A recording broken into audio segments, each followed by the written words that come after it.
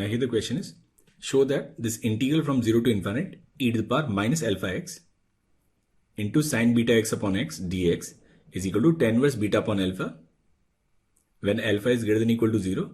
And then from this result we need to deduce that this integral sine beta x upon x will be pi by 2 if beta is greater than 0, 0 if beta is 0, and minus pi by 2 if beta is less than 0. Now here we have this function which has two parameters, alpha and beta. So we write this function as f alpha beta, and it'll be this integral from 0 to infinite e to the power minus alpha x into sine beta x upon x dx. Now what we'll do is we'll differentiate this function partially with respect to say beta. So we'll write del f upon del beta. It will be this integral from 0 to infinite e to the power minus alpha x upon x, and then derivative of sine beta x will be cos beta x into x dx. Now here x and x will cancel. So we are getting this del f upon del beta as this integral from 0 to infinite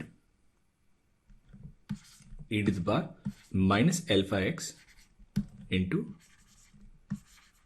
cos beta x dx. Now this is a standard integral which we solve using by parts. So here I won't solve it, I'll use the result directly. So we'll write del f upon del beta, and L be equal to e to the power minus alpha x upon alpha square plus beta square, and then minus alpha cos beta x plus beta sine beta x from 0 to infinite. Now when x is infinite, it will be e to the power minus infinite, which is 0. So we write del alpha upon del beta, and if we put upper limit, this entire function will be 0, and then minus lower limit. So we'll put x as 0, e to the power 0 is 1 upon alpha square plus beta square, and then minus alpha, cos 0 is 1 and sine 0 is 0. So we'll write del f upon del beta, and it'll be alpha upon alpha square plus beta square. Now we'll integrate this function with respect to beta. So we'll get f alpha beta, and here will be this alpha, and then dx upon a square plus x square will be 1 upon a tan inverse beta upon alpha plus c. Now here constant, it can be some function of alpha, so we'll write this as some c alpha. Now here alpha and alpha will cancel, so we'll write f alpha beta, it will be tan inverse beta upon alpha plus c as some function of alpha. Now we need to find initial conditions.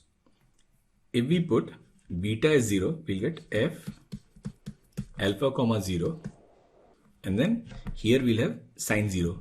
So value of f alpha comma 0 will be simply 0. So we'll use this initial condition. So if we put beta as 0, here L be 0, tan inverse 0, L be 0, and then plus c alpha, that means value of this constant is simply 0. So f alpha comma beta will be simply tan inverse beta upon alpha, which is the result that we need to prove. Now using this result, we have to deduce that this integral sine beta x upon x dx will be this function. Now if we look at this integral, we know that we do not need e to the power minus alpha x. So what we'll do is we'll simply take limit alpha tends to 0 both sides.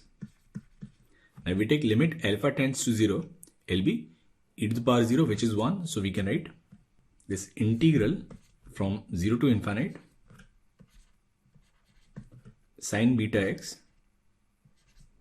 upon x dx, and it'll be this limit alpha tends to 0, tan inverse beta upon x.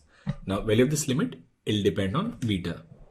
If beta is less than 0, it will be tan inverse minus infinite, and tan inverse minus infinite will be pi by 2. In that case, value of this integral will be minus pi by 2. Now if beta is 0, in that case, it will be tan inverse 0. That is, the value of this integral will be 0. And if beta is greater than 0, it will be tan inverse plus infinite. Then the value of this integral will be plus pi by 2. So this integral from 0 to infinite sine beta x upon x dx will be pi by 2 if beta is positive, minus pi by 2 if beta is negative, and it will be 0 if beta is 0.